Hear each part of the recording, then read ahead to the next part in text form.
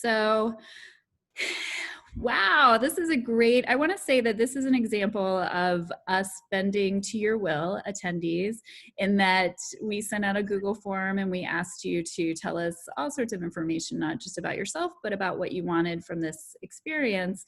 And many of you said something that I think was very valid, which was, why do you always put middle grade and YA together? Middle grade and YA are very different things. Why don't you put them separately? And we said, great point. Let's make them separate. So we did. And I'm really glad that we did. And I'm glad to see that we have so many people who are here and are interested in hearing this conversation about middle grade. So for the interest of time, I want to say that all of our panelists and presenters this weekend, but especially these two lovely women, their bios are available through the link in your program. And you can also link directly to book people to buy their books.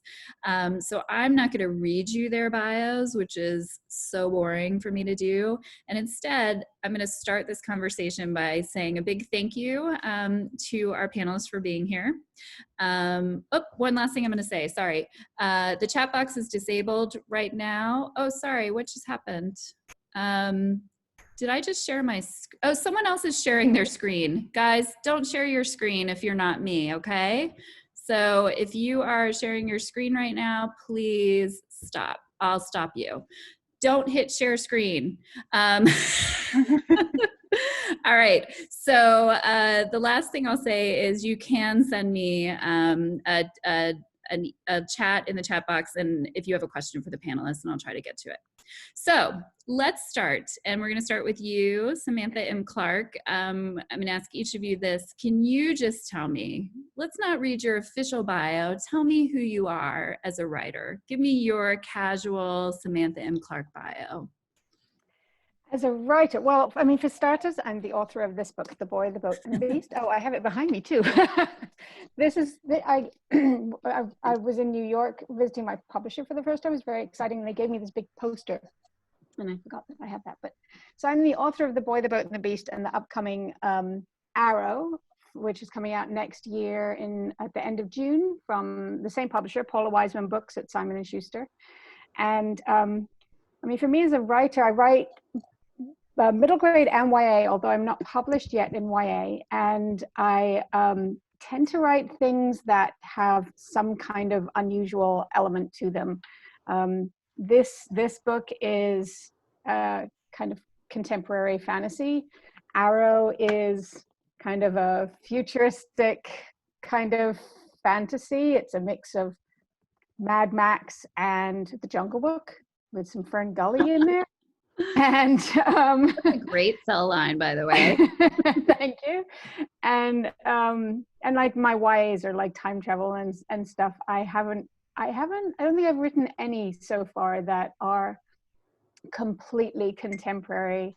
Although I love reading contemporary, I tend to always have some kind of magical element to them. I love it. Thank you. Yeah. When did you start writing? Let me ask you that really quick. When did you start writing?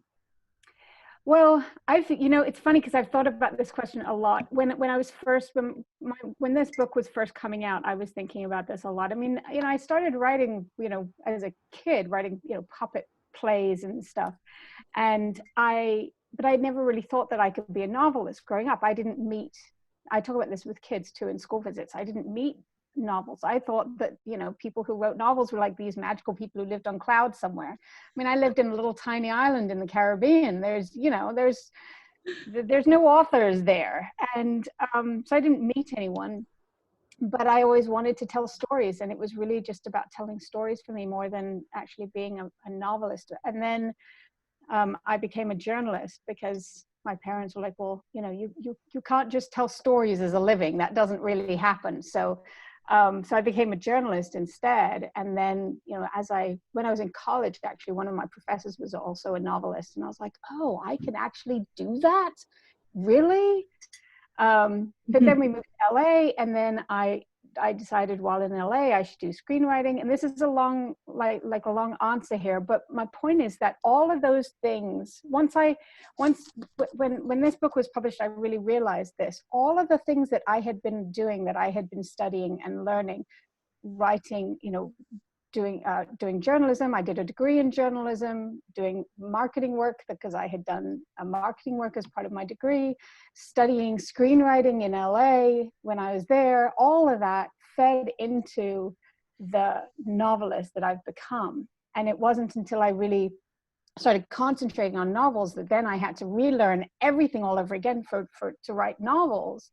But all of that fed into it. So, you know, I've kind of always been writing, but with all these different ways, and all of it has fed into who I am now. That makes sense. No, that's wonderful. Thank you. I think that's a very relatable way to speak about coming to sort of publishing your first work as an author, but having been a writer for a long time in other ways in your life.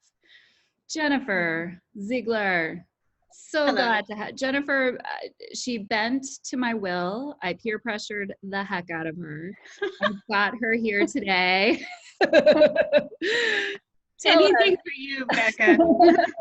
And you are just someone who has given so much to writers, both of you, really. I mean, certainly both of you, to this literary community of ours. But tell me, let's not think about you as all of the other things you do for writers. Let's talk about you as a writer, and give us your casual bio to start this out.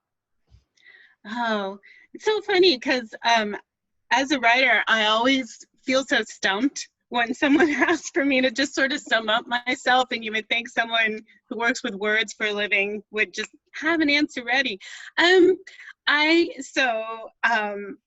I've written YA and MG and maybe an occasional OMG. I brought, Sam, you were so good. You had your book at the ready. So I texted my husband upstairs to bring me mine. So Chris walked in. I'm at my desk, so it's easy. The camera couldn't catch it, but Chris walked in doing the little girl on the video walk. And anyway, so my middle grades so far that are out is a series of books that started with Revenge of the Flower Girls with Scholastic. And it went on, there's a Christmas one, there's the camping one, and then this is the latest one, and the final one. There's no plans to have more. So, I love those books. I know, triplets, right?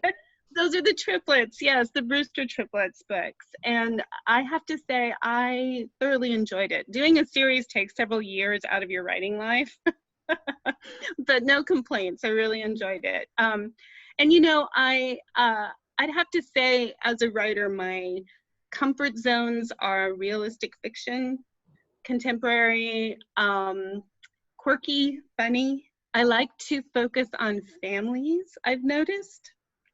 And I don't mind if there's a little bit of a love story, which are all in my YA, my middle grade. I don't know, Sam, if you've been told this, but I've been told hand holding is okay, but nothing else.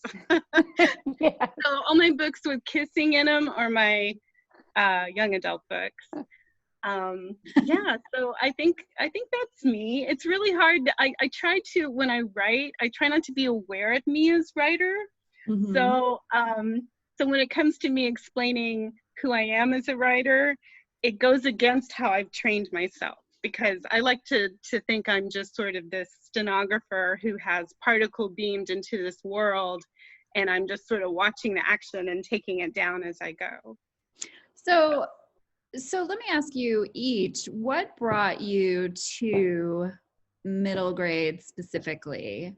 Because we're talking, and we're going to get into what middle grade is and what it isn't, and sort of the differences between middle grade and YA for sure. But what led you to this age group, to telling stories to kids through the middle grade genre?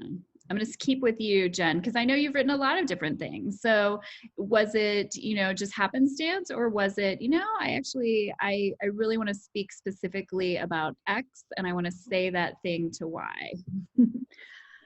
I think it's a couple things. For one thing, my YA books, they would probably have a difficult time being published now, because YA is become edgier, a lot more edgy since in the past few years. They're really trying, see, these are marketing terms, YA and middle grade. And so I think YA, they're really trying to capture those adults who like to read YA. So it has been skewing more and more towards edgy, dark, highly sexual content, that sort of thing. And I have no problem with that. That I just, when I sit down to write, it's more in the sort of moony 16-year-old vein, not quite as jaded. So I think I ended up writing middle grade because I was approached by an editor, and we worked out the plot of Revenge of the Flower Girls together. And so I made that jump for that project, but I think it was bound to happen anyway, because I think I was just skewing younger, more innocent. I think in general, as far as the storytelling is concerned, middle grade is about young people trying to figure out where they belong in the world. Am I a nerd? Am I a jock? Am I, you know, where do I belong in which of these subsets? They're sort of learning about the world in those terms. And I think YA is more, how am I unique? How am I different? Oh, that's and such again, a great way to say it. I love that you just said that. Yeah, Great. I love that. Thank you. So, well, yeah. that's how I see it. Other people may see it differently. Well, that's a great way to describe it. And also the fact that as a writer, it wasn't so much that you came to the genre came to you, because, you know, YA moved in a direction that wasn't the best fit for the stories that you tell and the way that you want to tell them, it sounds like. Yeah, and I think we all have our comfort zones, what we write naturally. Carrie Ann Holt, who's a local author, I tell her that my inner voice is a moony 15-year-old girl, and she says, oh, mine's a 12-year-old boy, I think. And so we all kind of have our areas where we just, our voice as writers fits naturally, which is not to say we can't branch out and do other things. And I think most writers like to challenge themselves and Sure. do try different things. I love the way you said that too, that idea of, as a middle grade writer, what is your inner voice? Is your inner voice a 12-year-old boy? Is your inner voice a moony 15-year-old? And if your inner voice is a 70-year-old man, then maybe you're not writing middle grade. Or you're just going to have some really great grandfather characters in your stories. So Sam, can you tell us what attracted you to middle grade? Well, for me, really, it was the stories. I don't think it was necessarily, well, I know for sure it wasn't me trying to speak to that audience in any way. It was, well, I think I do, of course, speak to that audience, but it wasn't me trying to do that. Like I said, you know, I had started writing screenplays just because I was in LA, and I started from adult, and then they got more teen. And then the last one, which I realized that I really wanted to focus on novels, became the first novel that I wrote, and it was a middle grade. And it was a middle grade because of the age group of the character, but I realized that these were the stories that I really loved to read more. I loved to write them. I loved the adventures of them. I loved the innocence of them. So that was just kind of where I realized that was where I was most comfortable in telling stories. And then when Jenny was talking about, you know, the kind of the voice of the character, the characters that you write the best. I mean, The Boy, the Boat, and the Beast is basically about I always kind of liken it to, there's a kid in it, a 10 to 12-year-old kid who's very afraid. And to me, it's the 10-year-old kid in me who's very afraid. And I think it's the 10-year-old kid in everyone who's very afraid. So I think if I was like Jenny and Carrie Ann, I would be like, I'm probably like a 10-year-old who's very afraid. That's my inner voice. A 10-year-old who's very afraid is my inner voice. So yeah, I mean, it really was just about, those are the stories. Now I do have, you know, some YA stories, which like Jenny said, there was one actually that was on sub recently. And we ended up pulling it back because I realized that it's just not edgy enough. But so I have a revision to do before it's going to go back on sub again. But I really like the YAs too. But again, they're YAs because the story fits that group. It's not necessarily that I'm trying to talk to that group. It just kind of comes up, whatever the story is telling me, that's where I'm headed. And then I'm making sure, while I'm writing, I'm making sure that it fits with the genre and that it fits with the audience and fits with the readers. So let's talk about that, because I think that is one of the biggest questions or series of questions that writers have when they're not necessarily, and Jen, I love that you said these are marketing terms, because that's so true. There's so many terms that we use that really are about where a book fits in the bookstore, on the bookstore shelf, and who you're going to tell about that book and what readers you're approaching. And it starts with those big categories, right? So being true to the category, middle grade, let's just go maybe back and forth, and let's talk about what middle grade means. So first of all, I'm going to start with the biggest piece of it, I think, which is often the age. But I'm going to do it in two parts. I want to know, what is the age of the readership expected? I mean, all of this can go up and down, guys. We know. But what's the sort of industry understanding of the readership for middle grade? The readership is generally 8 to 12 to 8 to 14. At least that's what Simon & Schuster says on my books. I don't think there should be an upper age limit on any book. I agree. So it's yes, like a board game where it just says 8+. Right, it should be. Yes, 8 and up. It should exactly, be 8 and up. So, okay, so 8 to like maybe 12 or 14. What is the age of the characters, of the kids in it? I think that depends on publisher to publisher. I recently sold a book, it's not out yet, where the main character is 13. I fought to try and get him to be 14, and they were like, no, 13. But I was Why told was that? Yeah, why was that? Because 14 is just skewing too old. Just too, I don't know why. I don't know if they have a team of psychologists that say, when a kid turns 14, what they read. I really don't know who makes these calls. But I do know that most publishers, particularly the big trade publishers, don't even like them to be anything teen. They would prefer that they be, say, 10 to 12. And I don't know why that is. There's so much confusion. I think a lot of times when people hear the term middle grade, they assume that means middle school. Right. Which is understandable, and that's not the case at all. It's upper elementary on up.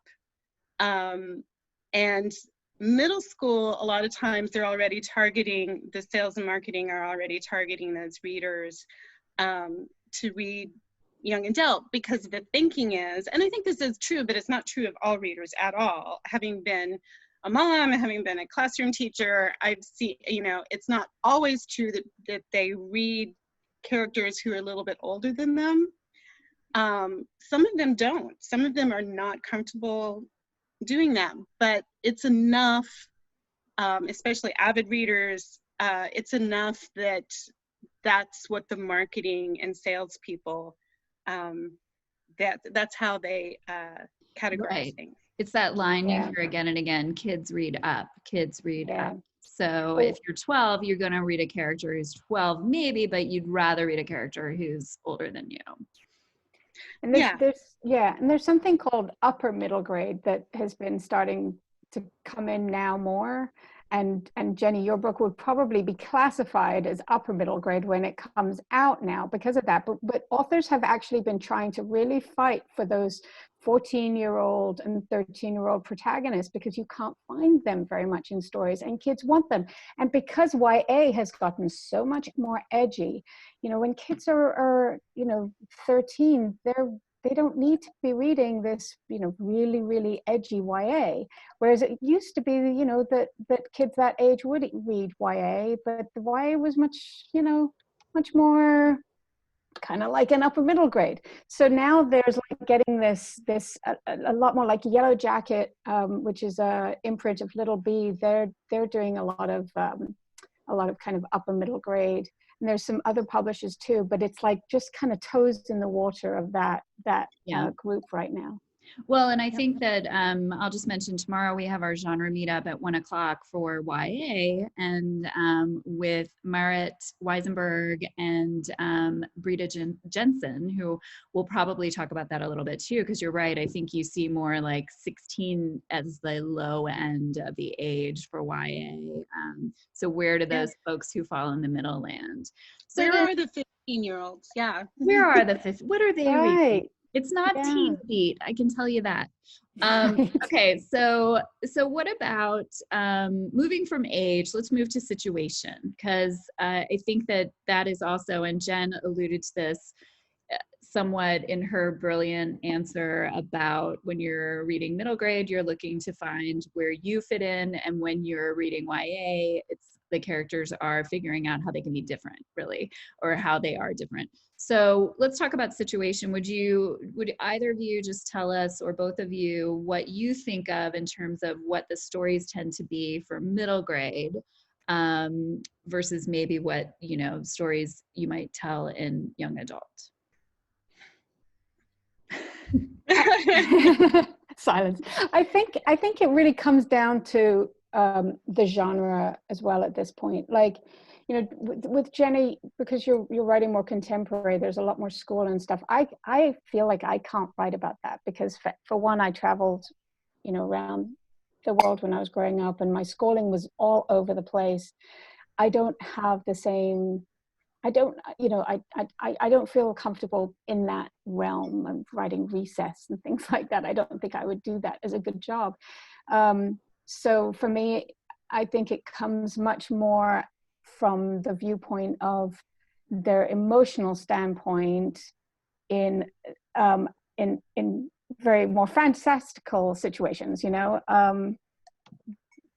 So you're speaking of more, so more for fantasy, then it's more the emotional, comes from the emotional place, and fantasy allows itself for a lot of that emotional, you know, expression. Right. And I think they're still doing the same kind of, you know, there's the same issues that they're dealing with from the character standpoint. The boy in The Boy, the Boat and the Beast is definitely trying to figure out, well, where he is in the world. That's for one thing. He wakes up on a beach. He doesn't know where he is. But so he's definitely trying to figure that out. And he's trying to figure out who he is and how he can get home. And that's a big part of it, figuring out who he is and how brave he is and everything, which is very similar to characters, you know, in more contemporary, but it's, you know, in this magical realm. So the situation kind of seems like it's a different situation. Right. More of that emotional grounding. Yeah. So Jen, what about you? When you think about your contemporary middle grade, what would you say situationally? What is typical in middle grade, or what is expected? You know, it's funny to build off what Sam was saying, as she mentioned school setting, and 2 points. First of all, school setting is changing a lot right now. Yes, that's true. So I feel like everything we're writing right now that's set in school, we need to date it and make it historical, just like pre-pandemic, just so we know. But anyway, I did not realize how much I was trying to avoid the school setting with my series until my editor said, well, you know, sales and marketing pointed out that your first book is the triplets during summer break, your second book is them during Christmas break, your third book is them during spring break. Can you have a book where they're in school? Oh, so I'm not the only one scared to write school scenes then. The fourth book is over the long President's Weekend. Right, exactly. Thanksgiving. So I was like, yeah, okay, I can do that. But I do think situationally, it's not, they're gonna be set in school in middle grade, they're gonna be set in school in YA, but that's only because so they can interact with their peers. I mean, sometimes the story is going to have a lot to do with teachers or them learning something or planning for college. It'll have more of an educational bent, but usually it's just a way for them to interact with people their own age. The main difference is sort of how that would be written.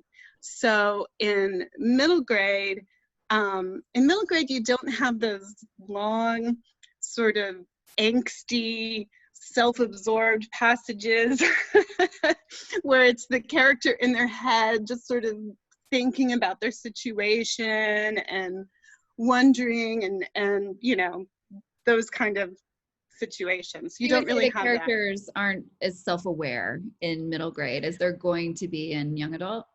They're not as turned inward. They're aware of themselves in relation to others. Mm-hmm. And that was something with my first middle grade that my editor would say, you know, you go on for a good page here where they're just sort of in their head, sort of thinking about themselves and all of the issues of the world. And that's more YA. So I had to train myself to stop doing that. So in YA, it makes more sense because they're really trying to figure out who they are at a deeper level and what makes them unique and identity, not in the sense of putting a label on it, like, jock or what have you, or honor roll student. It's more, who am I on the way we think of ourselves as adults. It's really young adults trying to figure out, because they're getting ready to make that, to venture into the wider world. Whereas middle grade, they're starting to gain more independence from their parents, but they're not anywhere near ready going out into the world, which is not to say that they're not dealing with really tragic, deep stuff sometimes, really heavy stuff. It's just, they know they're at home, they're not going to be completely independent for a long time. Mm-hmm. Yeah, I feel like when I first started in publishing and we would talk about sort of kids literature, is it adult or is it for kid readers, whether it's middle grade or young adult, honestly, because I don't think there was a lot of conversation where I was with the difference between the two of those. It was, a situation that's very adult is going to be for an adult readership, but that is absolutely not the case really anymore, right? Meaning grief or, danger or fears or these other emotions are absolutely have a place and are written about in middle grade as well as in young adult. They need to be. They absolutely need to be. Kids are going through terrible things, whether we want them, whether we want to believe it or not. There are kids who are dealing with, poverty. There are kids who are dealing with abuse and all kinds of horrible things. And whether me as a kid is dealing with those things, there might be kids in my class who are dealing with them, even if I don't know that. And a lot of times bullies are dealing with those kind of things. They're often bullied by their parents or other things, and then they bully in return because it's learned behavior.